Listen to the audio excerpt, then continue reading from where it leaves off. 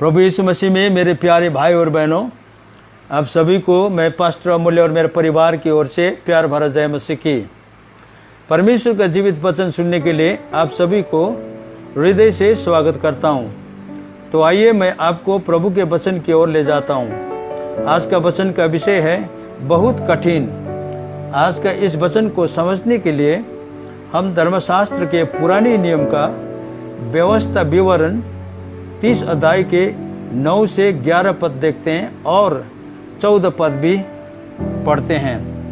आपके लिए मैं पढ़ूंगा। यहाँ इस तरह से लिखा है, और तेरी भलाई के लिए तेरे सब कामों में और तेरी संतान और पशुओं के बच्चों और भूमि की उपज में तेरी बढ़ती करेगा, क्योंकि यहोवा फिर तेरे ऊपर भलाई के लिए वैसा ही आनंद करेगा जैसा उसने तेरे पूर्वजों के ऊपर किया था, क्योंकि तू अपने परमेश्वर यहोवा के सुनकर उसकी आज्ञाओं को और विधियों को जो इस व्यवस्था की पुस्तक में लिखी है माना करेगा, और अपने परमेश्वर यहोवा की ओर अपने सारे मन और अपने सारे प्राण से मन फिराएगा। देखो, ये जो आज्ञा मैं आज तुझे सुनाता हूँ वो न तो तेरे लिए अनोखी है और न दूर है, परंतु ये वचन तेरे बहुत निकट वरन तेरे मुंह और मन ही में है, ताकि तू इस पर चले। भाई बहनों, कभी कभी हम इस प्रकार से प्रार्थना करने लगते हैं कि हे परमेश्वर, मेरे लिए तू सब कुछ आसान और साधारण बना दे। मैं संघर्ष करना नहीं चाहता हूँ और बिना कोशिश के तुरंत विजय पाना चाहता हूँ, लेकिन परमेश्वर के क्षेत्र में कभी भी इस प्रकार से काम नहीं करता है। ये बात कठिन है। कई बार हम और कई लोग इस प्रकार से बातें करते हैं। मित्रों, ऐसे में हमको प्रभु के अनुसरण करने के प्रति दृढ़ निर्णय लेने की जरूरत पड़ता है। ये बहुत कठिन शब्द को हमारे मन और मुंह से हटाना होगा। परमेश्वर हमारे नकारात्मक विचार के प्रति हमें कायल करता है। परमेश्वर हमेशा हमें ये सिखाता है कि हम अपने आंखों से कठिनाइयों को ना देखें, परंतु उसके आज्ञा पालन करें। परमेश्वर हमारे लिए रास्ता निकालेगा। पढ़े हुए पदों में से ये जानकारी हमें मिलता है कि परमेश्वर हमें आशीष देना चाहता है और हमारे हाथों के कामों को उन्नति देना चाहता है, परंतु हमें उसकी आज्ञा को पालन करना होगा। और इसके 11वें पद में यह निश्चय दिलाता है कि हम ये कर सकते हैं। लिखा है, क्योंकि ये आज्ञा इस दिन में तुम्हें देता हूँ। ये बहुत कठिन नहीं है, नहीं ये तुमसे दूर है। मित्रों, हम बहुत समय नकारात्मक विचारों को सोचने में और घटने वाली बुरी बातों की कल्पना करने में बिता देते हैं और उसकी किए हुए प्रतिज्ञा को भूल देते हैं कि उसकी इच्छा हमारे लिए कठिन नहीं है। यदि हम कठिनाइयों को परमेश्वर के आशीष के रूप में सोचते हैं तो यही सोच हमारी सहायता करता है। उदाहरण के रूप में हम यूसुफ से प्रोत्साहन ले सकते हैं। मिस्र देश में वर्षों गुजारने के बाद और कनान में रहने वाले परिवार की जिंदगी बचाने के बाद उसके भाई लोग उसे भयभीत थे। वे उसे घृणा करते थे और उसको मारने षड्यंत्र किया था और उसे गुलामी में बेच दिया था।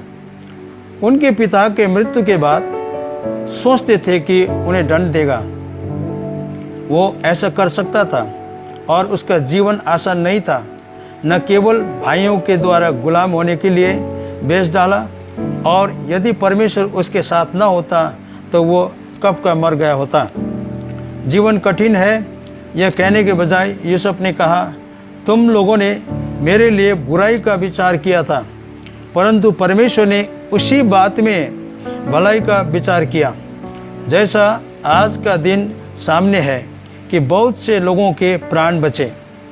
उत्पत्ति 50 अध्याय के और 20 पद के अनुसार वो समझ गया था कि परमेश्वर किस प्रकार मानव जीवन में काम करता है।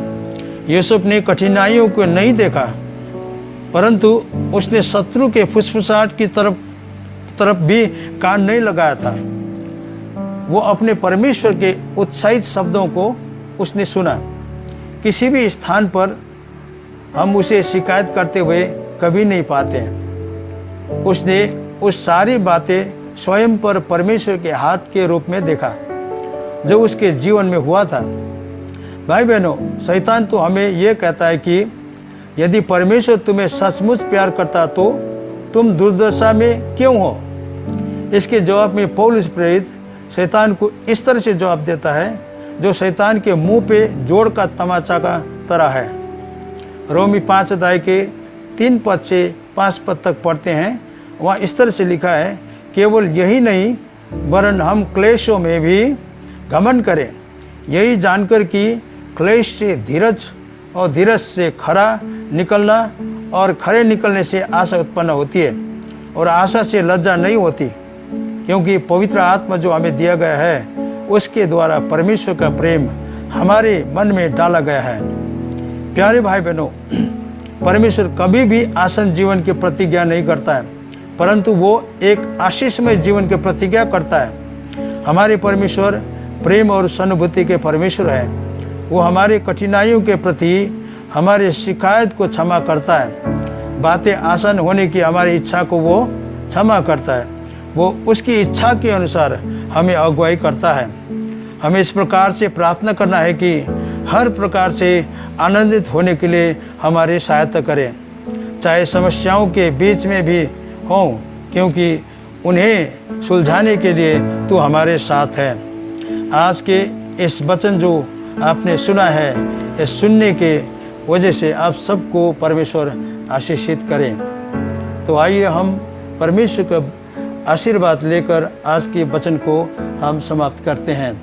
अब परमेश्वर पिता का प्रेम और हमारे प्रभु यीशु मसीह का अनुग्रह और शांति और पवित्र आत्मा का सहभागिता हम सबों के साथ सदा सर्वदा बनी रहे। आमीन।